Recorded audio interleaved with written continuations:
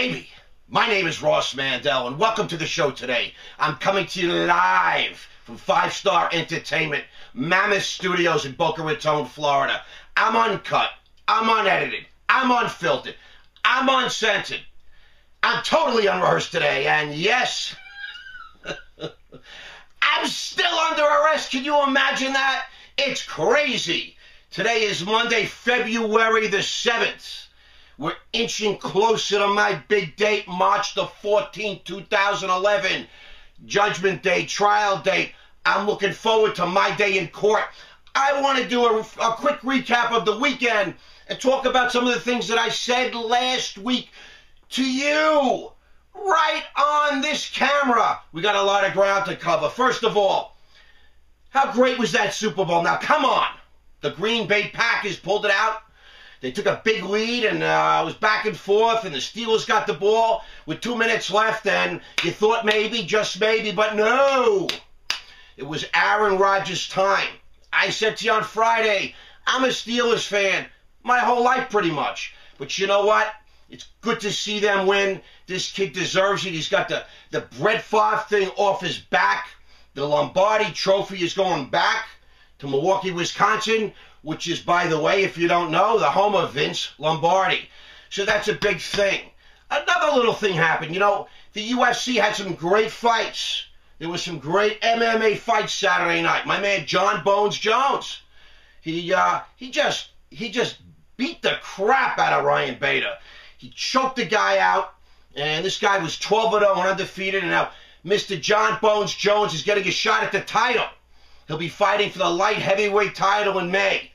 I gotta say, you might as well crown the champion right now. He's gonna walk right through the division. This guy could be champion for another 5 to 10 years. Speaking of champions, Anderson the Spider Silva against Vitor Belfort. Right up until the beginning of the fight, I was making bets, texting, emailing with guys, calling me from bars, sports bars, and everywhere they have the pay-per-view. Vitor's going to kill him. Vitor's going to throw him a beating. Watch this. I said, are you nuts? This guy is the greatest fighter I've ever seen, and I'm older than you. He knocked him out with a front kick 3 minutes into the first round. He didn't even sweat. Anderson Silva didn't even sweat.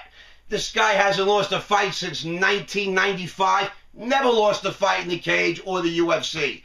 You know, it's going to be a long time before someone can actually beat this boy up. I mean, maybe Mr. John Bones Jones can. 6'4", he's got the size. It's very possible. Now, I said quite a few other things last week. As you know, I've been talking to you about Egypt. What you might not have remembered me saying is the reason what's going on in Egypt is the level of poverty, the difference between the haves and the have-nots. The average age of the Egyptian male in the whole country is 24 years old. A lot of kids, boy, they're producing a lot of young kids. And 40% of that whole population lives below the poverty level. I mean, that's scary. That's like $4 a week in Egypt. You got to be really poor to be impoverished in Egypt, let me just say. So, it's the craziest thing in the world when I read today in the newspaper. I mean, it's just nuts. People are saying, but why? Why, Ross? Why are they rioting in the streets? Why? We don't really fully get it. Yeah, there's a lot of hard times, but why? Well, it came out today in our favorite New York Post paper that Hosni Mubarak is considered now the richest man in the world. I wonder why everybody else is broke. The president of Egypt, the guy that they're trying to get rid of, turns out he's the richest man in the world. They say he's got about $70 billion. You know, he's really worked hard for that money. It's not easy to steal $70 billion from a poor country. Can you imagine? I mean, it's just crazy. Who could make this kind of thing up? This story is going to really be painful for Mr. Mubarak. But it answers a lot of questions, doesn't it, my friends? Now, I got to keep moving along because we got so many things to say. If you remember, and very near and dear to my heart, we talked about Lindsay Lohan. as you know, Lindsay was caught on camera in the Post wearing a necklace that was reportedly stolen. And the last time it was seen was on her neck in the jewelry store on the security camera. It's probably just a coincidence, right? Turns out it was revealed in the papers she was filmed, and 15 minutes later, her assistant ran with it and returned it back to the store. Well, the store had already filed a police report, and Lindsay's already denied having it. Now all of a sudden she's blaming her assistant for forgetting to return it. Lindsay's going to head back to jail. That's what happened when you continuously violate your probation. She's worried about Charlie Sheen. Come on now.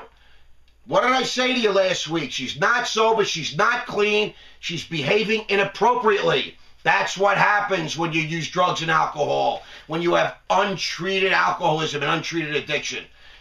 She's shoplifting. Can you imagine? Now, this is a big one. The cover. Bullshit. She's got to stop sitting me. You know, apparently the Dallas Cowboys owner Jerry Jones, who we've talked about live on these webcasts, sold some seats to the game yesterday. Average face was $900. Roughly 400 people got no seats.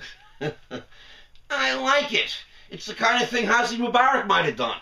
They're selling tickets to seats that are broken, that are deemed unsafe, that were cordoned off by police tape. Can you imagine going to the Super Bowl, traveling, $900 a ticket, got no seats? What a terrible thing. Over 1,200 people this happened to.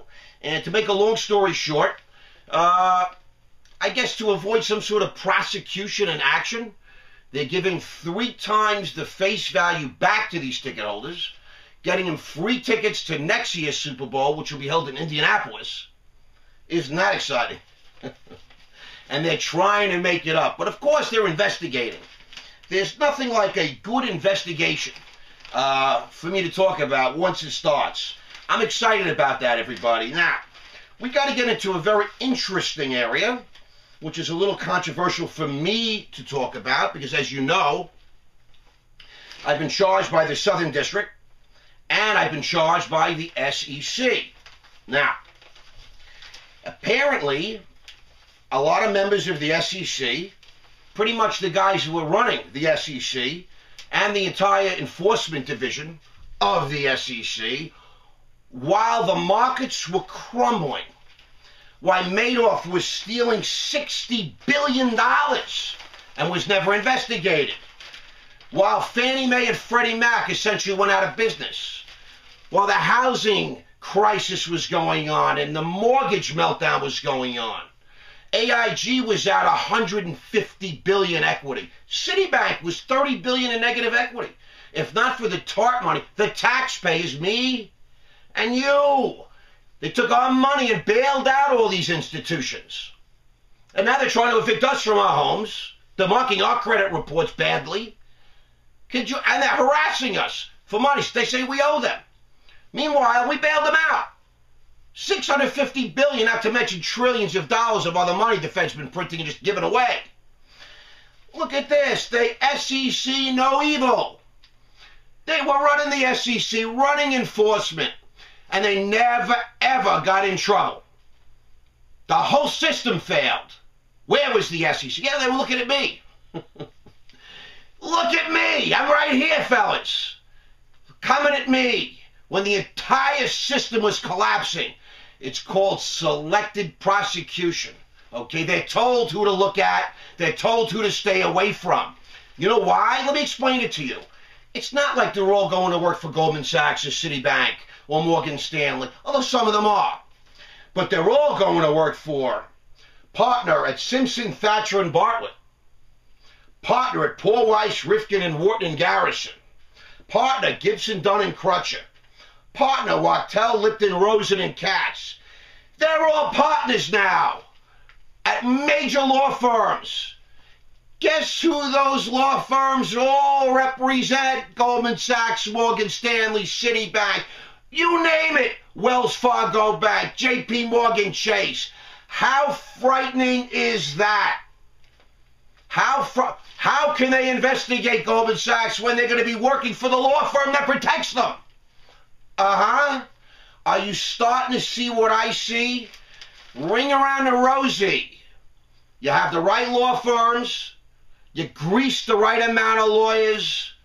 And why would the SEC bother you? They're going to be working for your law firm soon. It's right here, ladies and gentlemen. I can't make this up. I mean, this is evidence, going to be evidence in my case now. How disgusting is this system that we live in? It's disgusting. They go from the SEC to the law firms they're supposed to be attacking. And it just does not happen that way. And that's why you're watching the burning of Rome right now. Our system is failing. It's failing absolute. It's failing you. It certainly failed me. And watch, it's going to collapse. Then who's going to get blamed? Who's going to be responsible? Nightmares coming, I'm sorry to say, although I'm extremely hopeful. And I believe that we're in God's hands. The problem is a lot of these people are godless creatures. And their behavior is disgusting and the system is broken. Okay, last, but certainly not least and maybe the most important. My good buddy Charlie Sheen.